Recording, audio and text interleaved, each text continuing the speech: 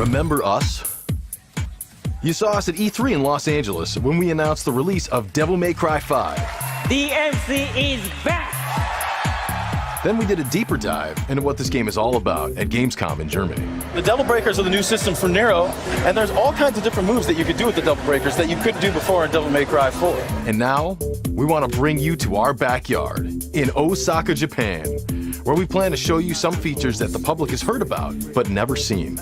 We're also going to get inside the mind of the brilliant man behind the game, Itsuno-san. Since coming to Capcom in 1994, he's been the driving force behind some of our most beloved series.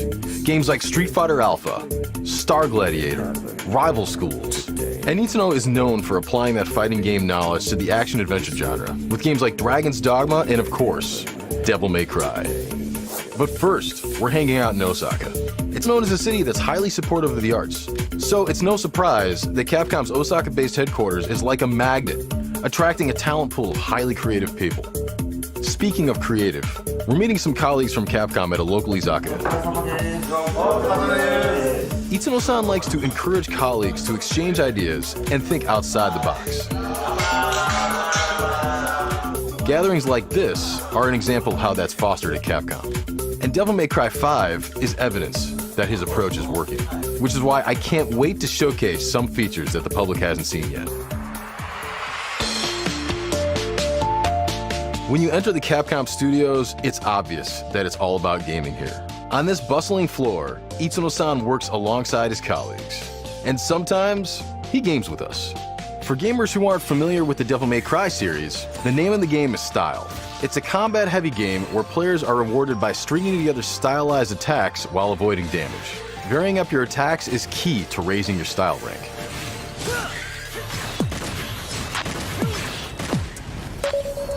Itsuno-san, as we discussed Devil May Cry, Itsuno-san lets me know that his priority is to create action-adventure games that are tighter, more challenging, more hardcore. And that's exactly what Devil May Cry 5 is. Which is why his team created The Void, which is what we're here to showcase.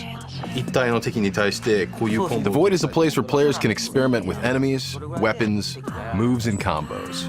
It's a place where someone who's new to the game can gain mastery of it, or where DMC fans can perfect their techniques and hone their style. Another cool thing about The Void is that it gives you options. Turn your enemy's damage off to practice combos for prolonged periods of time.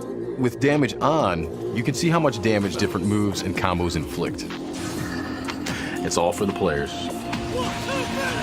And of course, there are the Devil Breakers. Itsuno shows me the unlimited Devil Breakers option, allowing you to practice without losing your Devil Breaker. He also says there will be different Devil Breaker loadouts that you could preset, and then you'll be able to switch between them on the fly. And to top things off, there's a deluxe collection of Devil Breakers. First up, the Gerbera GP01.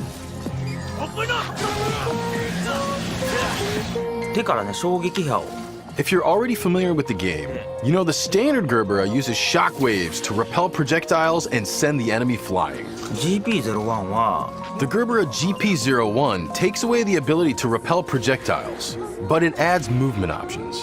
You can make Nero shoot up into the air, or if he's already in the air, he'll shoot down to the ground. Next, the Pasta Breaker.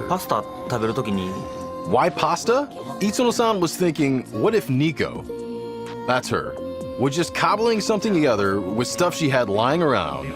She saw this fork, she's thinking, he needs to eat, and so the Pasta Breaker was born. And even though it's not much of a fighting tool, this is the only Devil Breaker that allows you to cycle your remaining Devil Breakers. So it could be of help strategically. For the next one, Itsuno-san takes us out of the Void and into gameplay. Meet Sweet Surrender. It's the only Devil Breaker that has the ability to heal. You can see it healing while in battle. If you pull off a break age move, you can recover 3 bars of health instantaneously, while surrendering Sweet Surrender.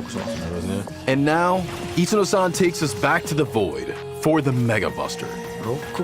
This Devil Breaker was inspired by Mega Man. Itsuno-san figured, if Nero can change his arms, It's almost a given that we should have Mega Man's arm in the game.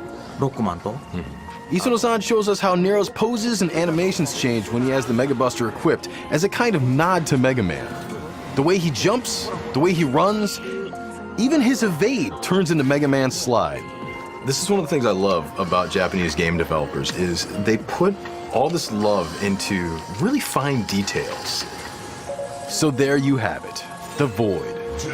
A place where you can experiment, practice your combos, learn the enemy patterns, and hone your skills to take on Isuno-san's challenge of tackling his idea of a seriously hardcore game.